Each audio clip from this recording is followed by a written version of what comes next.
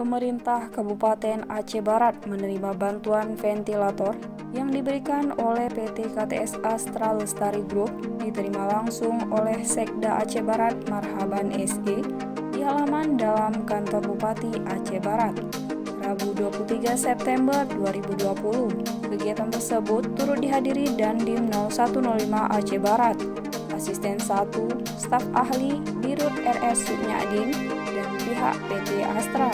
Marhaban SE mewakili Bupati Aceh Barat menyampaikan bahwa penyerahan bantuan tersebut diterima Pemkab Aceh Barat, khususnya untuk RSUD Cuknyadin Melabo. Dikatakannya penerimaan bantuan tersebut merupakan suatu kebahagiaan bagi Pemkab Aceh Barat, karena ventilator merupakan alat yang saat ini menjadi kebutuhan yang harus dipenuhi. Namun dengan tanggapnya PT Astra memberikan bantuan kepada Pemkab Aceh Barat, Marhaban berharap mudah-mudahan PT Astra terus berkembang maju. Marhaban juga berharap kepada Dirut RSUD Cuknyadin harus menjaga dan menggunakan ventilator tersebut semaksimal mungkin, karena alat tersebut merupakan alat yang mahal.